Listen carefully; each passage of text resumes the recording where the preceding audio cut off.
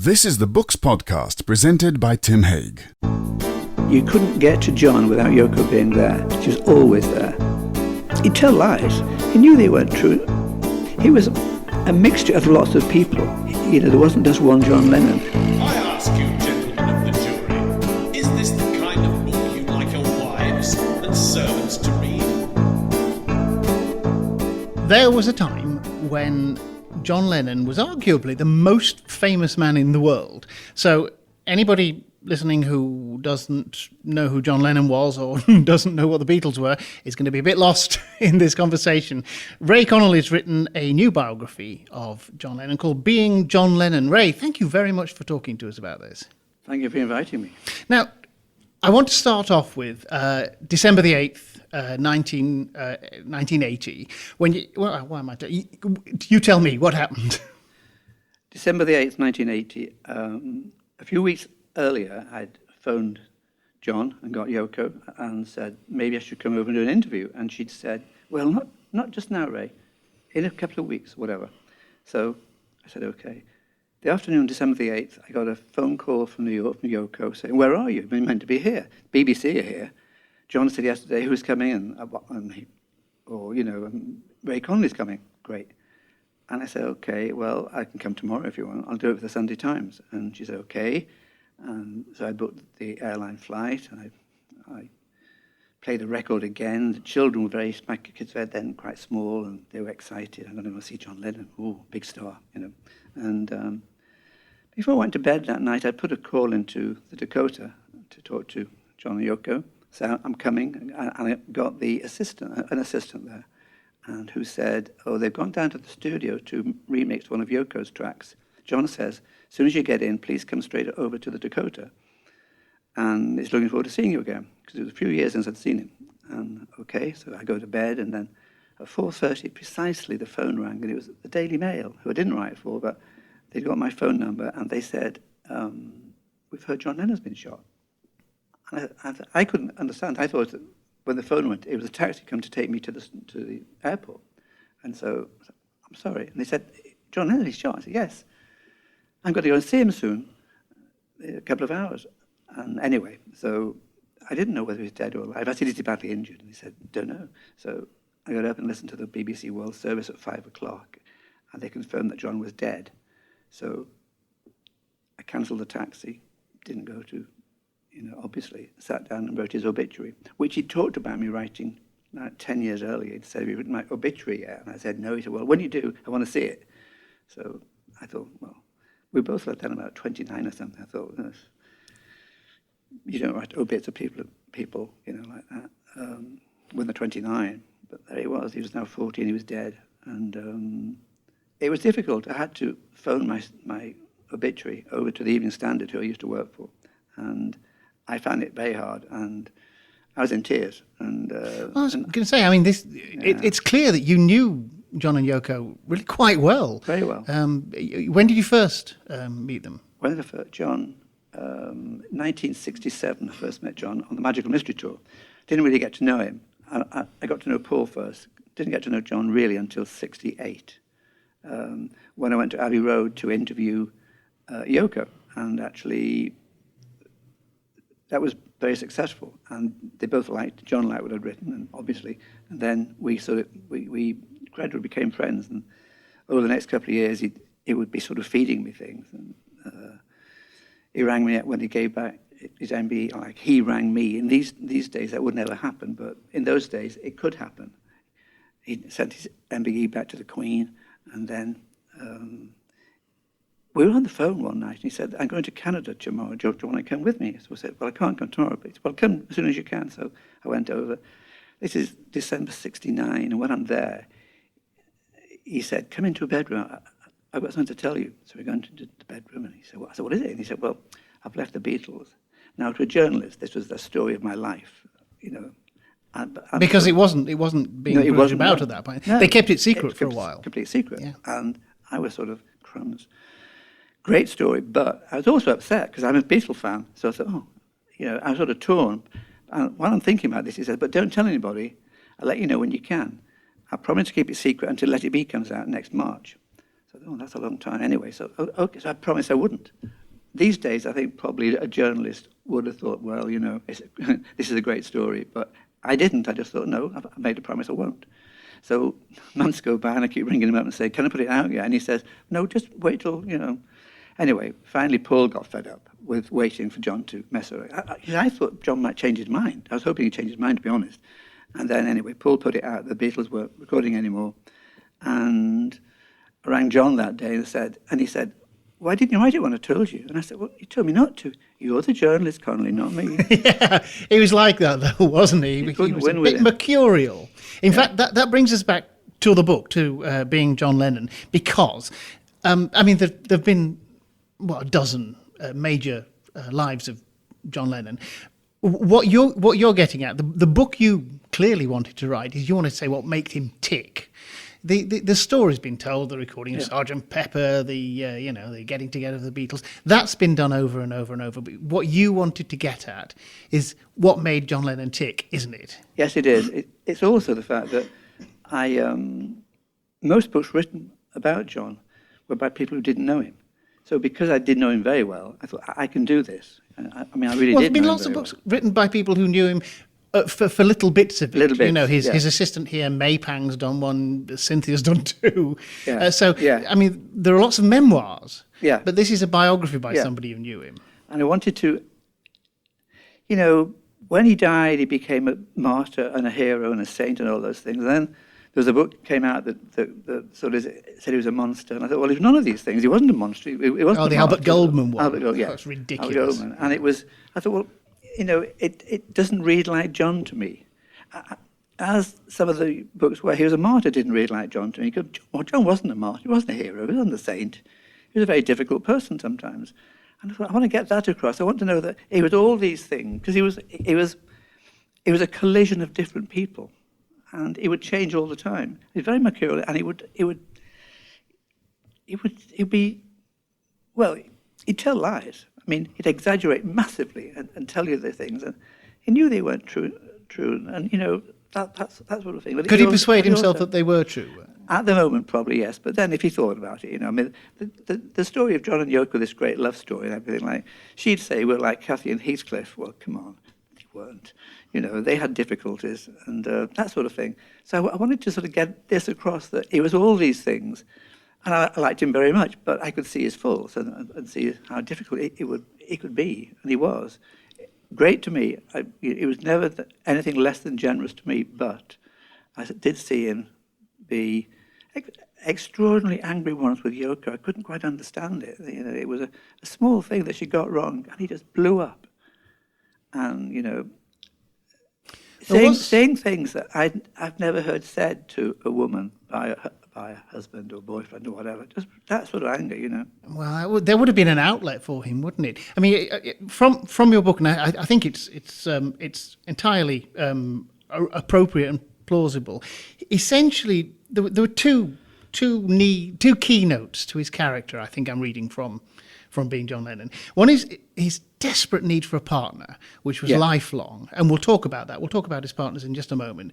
And the other is his utter dissatisfaction with his present situation, whatever it was. He always wanted to be somebody else and be somewhere else, didn't he? Wanted to reinvent himself endlessly. I mean, the biggest one was after the Beatles, when he suddenly walked away from the biggest group in the world, the most famous person in the world he was, to be an avant-garde artist. And he wasn't very good at that. He was great at being a Beatle. But he was one of the best. You know, he was. Let's go back to partners. Partners. We start out with Pete Shotton, his boyhood friend. Yeah. And we, you know, for years it's John and Pete getting into trouble. Yeah. Getting fired from the choir for stealing the fruit from the Harvest Festival. Yeah. Which is a nice story you tell. Yeah. Then, of course, it's John and Stu Sutcliffe, the Beatles' first bassist, who was a terrible musician and eventually left, or quickly left. Yeah. Then you've got Lennon and McCartney. So Lennon and McCartney, yeah, and that was an extraordinary. They were great editors of each other's work. That's the important thing about John and Paul, in that they were both songwriters. They didn't write together that much. Actually, they'd write a song and then the other one would chip in. That's incredibly important because when they broke up, they didn't have someone to sort of say, well, I don't like that very much, you know. There's no one left to do that. And to that's come up really- with a middle eight, or Yes, to, yes, or to invent an intro. That Where would should we go work, now or with this? something. Yeah, That was what's great but about it. it's not just that, was it? It was that they wanted to impress each other. There was the delight Rivalry. of writing and And playing also- something that the other guy would say, Yeah, that's good. Yeah. Although apparently Paul said recently, John only once ever said, I like that one. But John to me said, yeah, Paul was better with his more classical, in quotes, type of thing. But do you not think that that Paul knew when John approved of something? You know, John might not say anything. He might just sort of nod over at Paul, and Paul would know that's the equivalent of saying, "You've just written an incredible song there, mate." And also, he would. But also, you know, Paul never knew his best songs. George Martin told me this. He said he needed to be told, but so did John. They needed to be told. When John wrote Imagine, and he played me at his Tittenhurst Park later on, and he said, I'll play you my new record, and he played me The Other Side. I said, well, that's all right. You know, give me some truth. That's all right, yeah. And then I said, Just a bit shouty. it's a rant. You Yeah. know, it's another rant. Yeah. And I thought, oh, crumbs, yeah, okay. And then I said, well, what's on the other side? And he played me this thing that's began with a nice piano, and imagine this, imagine that. So shouldn't that be the A side? And he said, Yoko, Ray thinks Imagine should be the A side. She said, oh yeah, I like that one too. Because he knew all along what going to be A side was. It was the name of the album, but he was just trying it out on me to see, probably Or to test you, maybe. to test me and test himself. And test the song, maybe. Because if I'd said, yeah, it's all right, he'd have thought, oh, crumbs, maybe not, you know. So, in this partnership with Paul, for me, John seems to have been driven by jealousy and competition as well. But there must have been more to it than that. I suppose it's like being in the army, isn't it? You go through so much together to become famous that even if you're insanely jealous of Paul writing Hey Jude or something, you've still got such a bond. It was a bond, and they could never get away from it. And the awful truth is that they were never as good without each other.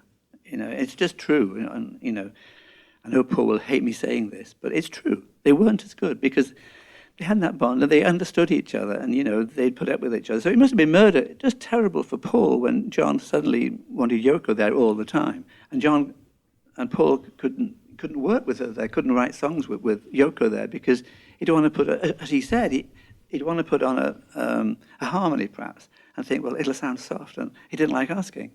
Which was the Beatles. The great thing about the Beatles is they had this fantastic harmony. John and Paul singing the That's third. right. In the later songs, there's much less No. singing in harmony. Paul Backing could- vocals, yes. Yeah, but no harmony. But that sort and of... the great Beatles sound was when Paul would sing a third over John, you know, and it was because they got that from the Everly Brothers. But the Everly Brothers sounded like one voice, but John and Paul didn't. You could tell the two voices apart. You can always tell which one it is. And yeah, that's of course. exciting. That was really exciting. And that was the Beatles sound. And John would say that Paul and me were the Beatles. It's a bit unfair. But he said it very often to me. But that was when he was going through that stage of being cross about George Harrison having got a big hit with All Things Must Pass. And John's first album wasn't doing so well. But I mean... Well, it was very wasn't uncompromising. You mean Plastic Ono Band, the one that But was it's a great incredibly album, wasn't spare. It was a wonderful album, Yeah. but it was very intense and raw. Yeah. And not really pop. It wasn't pop, no. And that's why when he did Imagine, he sort of softened it up and had all these strings and stuff put on it. But it was I thought that was his best album, to be honest, Plastic Ono Band. Yoko. Yeah. We need to talk about Yoko. But before we talk about the her as the final partner, here's a question I always wanted to ask somebody who knows her. What's she like? I think she's almost harder than any famous person to put your finger on if you've never met her. She's incredibly ambitious for herself, and she's the most,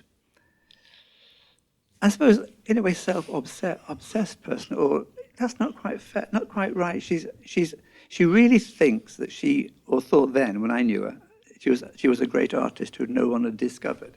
And you've got a quote from John about that Yeah, she's yeah. the world's most famous We're in unknown artist. Syracuse when he told me that, yeah, and I thought, yeah, well, maybe.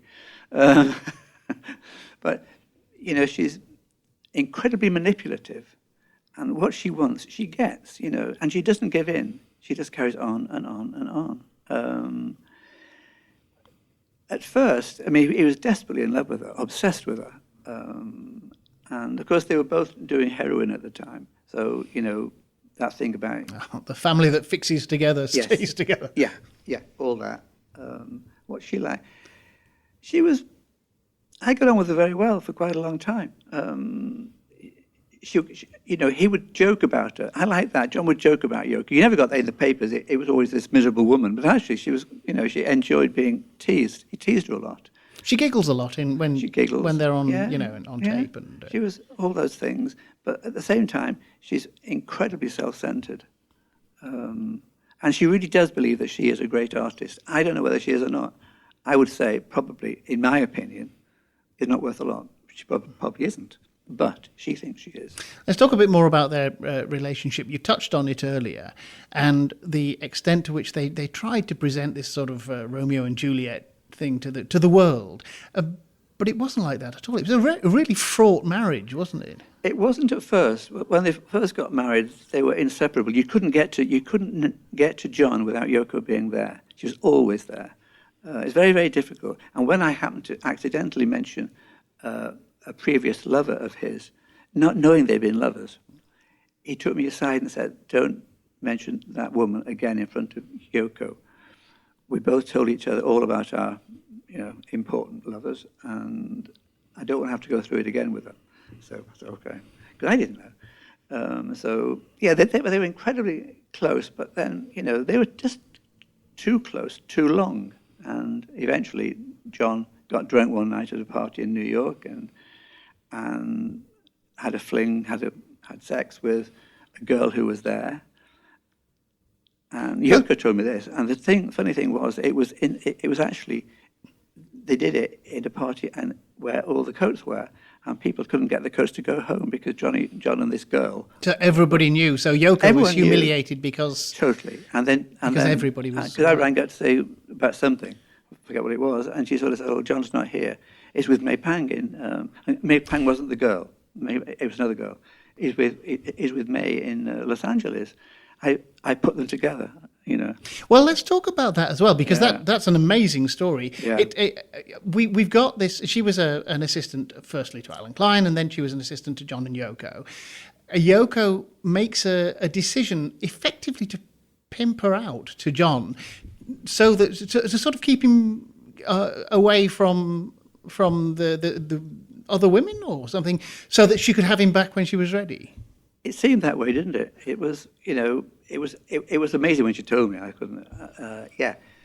That's what she did. She asked May, John likes you, you like John. Why don't John should maybe start seeing somebody else? Why isn't it? She was about 22. She was only a kid, wasn't she? And she was really nice. I mean, she was just a nice, sweet girl. Eventually married Tony Visconti, I think, did she?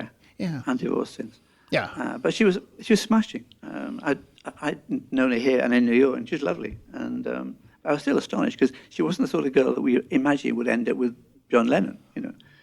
She's just nice. And but May liked rock and roll, and John was, in a way, retreating from his avant-garde thing for a bit, getting back into rock and roll. He did a rock and roll album with May. So it's that thing. All of a sudden, he's single at the age of, I don't know what he was, 30-odd. He's single, 35, 34, and he's got a new girlfriend, and it's like being 18 again. And that's what he said, and it's really exciting. And he can talk about rock and make rock records and those things, where Yoko could never talk about rock music. She just couldn't. Funny story, we were once in a car in upstate New York in the back, and John and I were singing, Buddy Holly hits, like That of the Day and all these sort of things. And I could see Yoko getting more and more bored because she wasn't involved. She liked being involved in everything, and she wasn't involved. And I suggested, like, maybe baby, one, another one. And John said, looking, said, no, I'm not a jukebox, So we got to finish that. So, but, it was that kind of thing. But they had this sort of strange, obsessive relationship. And when it went wrong, it went very, very wrong. It seems terribly manipulative, because not only did she set John up with May Pang, she then finished it, and he was still seeing her.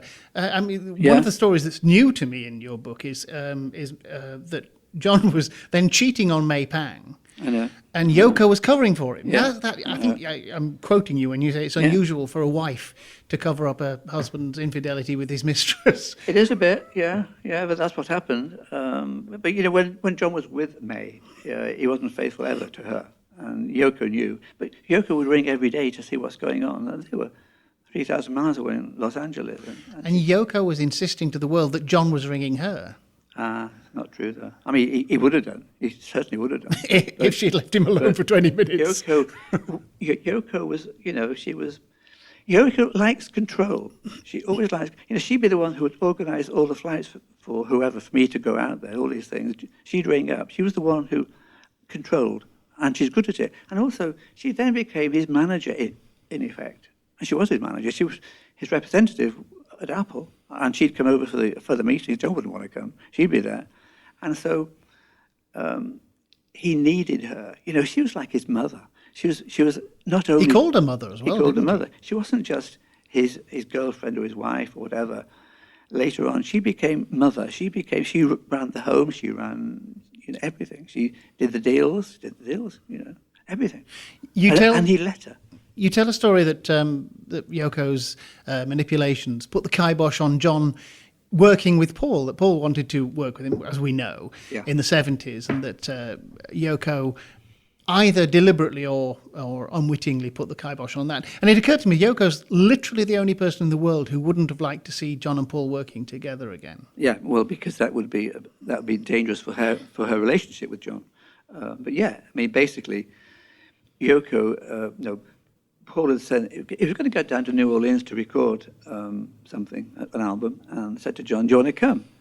And John, were not sure, and said to May, she said, "Are you kidding? Of course you're going to go. Of course you should go." May Pang was a huge fan. She wanted it. Yeah. And so, but then, one way or another, Yoko got John back, and he never went. And it's a tragedy, really, because what he needed was someone who he could talk to, someone who he could work with.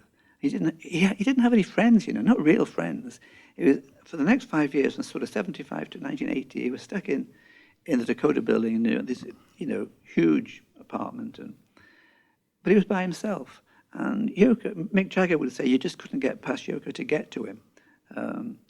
He wrote me a couple of letters, and they were the funny John, all those things. But other people would say, well, you just couldn't get close to him. How toxic was the relationship? I mean, John and Yoko.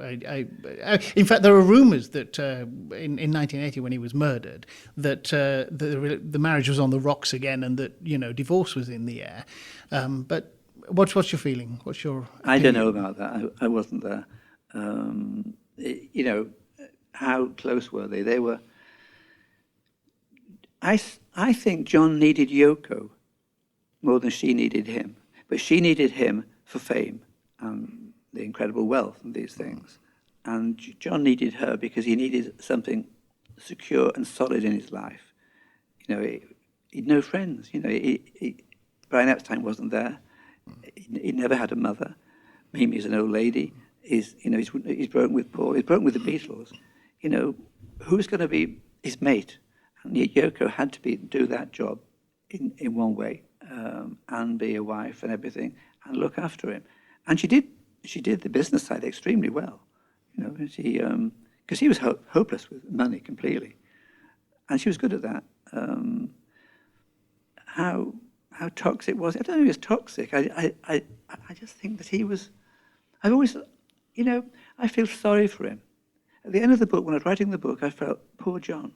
He didn't deserve this, didn't deserve the way he ended up, obviously. He didn't deserve to be stuck in the Dakota building, doing drugs, pretending that he's looking after the little boy. Really, there were other people to do that. There were a lot of people there. And he boasted about baking bread, and you speculate, and I'm sure you're right, that he did it like twice. Right, yeah, I mean, he wasn't a cook, he wasn't a chef. He was very clumsy with practical things a lot, wasn't he? He was useless at opposite of Paul McCartney. Useless at anything electrical. Yeah. I mean, you go to it, he'd say, I want to play a record to you, and then he couldn't make the hi-fi work, things like that, It's suggested that the reason the Beatles had backward tapes on Revolver and Sgt. Pepper is that he was so incompetent that he threaded the tape backwards one day and went, oh, that sounds good. He may have been stoned or something at the same time. But, So did you like him? I liked him a lot, but I was very, very aware that, people say, were you friends? Well, we were friends, yeah. But, to be friends with a huge star like that isn't the same as being me and you being friends, for instance. Because, big stars, if they have a baby or something, and the child is difficult during the night, there's someone to look after it. For you and me, you get out of bed and you look after it yourself. Now, I'm not saying John wouldn't have done, but it's that kind of thing. I knew John's family, John very well, Yoko well, all that, and later on Cynthia well. John didn't know my family. So that's the difference. Mm-hmm. He knew me very well. He had quite a lot of unpleasant sides to him. He the mocking of the afflicted, and that fantastically, brilliantly cruel tongue that he could, and the selfishness he could drop people. Look what he did to Julian, who he neglected. He did. I think he must have regretted that. Well, he seems to have gone though. With Sean, he seems to have said, "I can do better this time. I'll start over." It was just like starting over. He did, but in a way, that's because when Julian was there, that was even more cruel. Because Julian suddenly sees how John behaves towards Sean, and Julian had got none of this, which is terrible, really. I mean, he could be very cruel. John could be very cruel. He was very cruel to Cynthia when they broke up. He said. He offered her, I think, £100,000 and said, that's like winning the Pools for you. You're not worth any more. Which is an amazing thing to say to a woman. You don't say that to a person firstly, you were married to, bore your children. Doted on. And you were in love with, which he was. Madly in love with her. But, that's John. He could say some cruel things.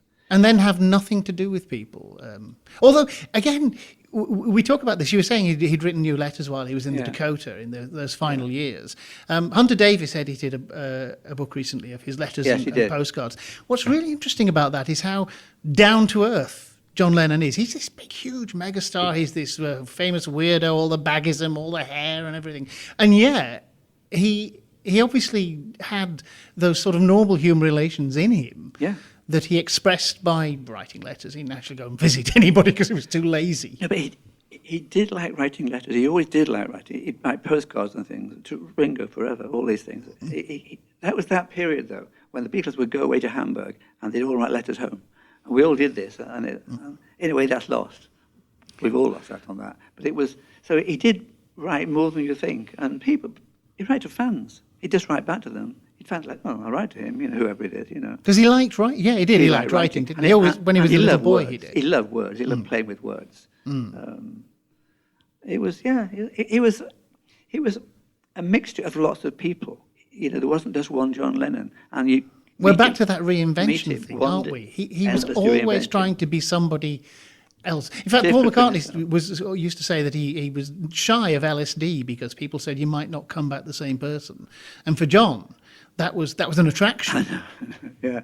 And in a way, he didn't come back the same person in John's case. You think that he fried his mind? When I was on the Evening Standard in the late 60s, and I remember Charles Winter, the editor, saying to me, is he cracked? Because he's doing so many extraordinary, silly things, Is he cracked? I said, no, I don't think so. He seems very sensible when I'm with him. But then he'd do something like making a film of his penis in erection and then in tumescence. Yeah, but now you're back to the Yoko thing. He was trying to impress Yoko with how avant-garde he was, wasn't he? Yeah. And of course, he put himself on the Two Virgins album. He and Yoko were full frontal nude, which was, I think, a first. Yeah, I'm sure it was a first. It was a terrible record, and it may have been the llast two actually. It was a terrible record. But I couldn't see these records. I didn't like Revolution No. 9 on the White Album. Remember Paul ringing me about and talking to me about that, and Paul was sort of saying, well, he didn't like it either, but John was insistent. And Paul was saying, I don't think it should be on the album. It's not, It's not a Beatles record. Not a Beatles record. But anyway, John was insistent, and he was obsessed with treating Yoko as big an artist as he was, and as important an artist as he was, and because that's what she wanted. And there's those stories about how they had a car accident and she wrenched her back, and suddenly she'd be at Abbey Road in the studio for a Beatles session inside a bed.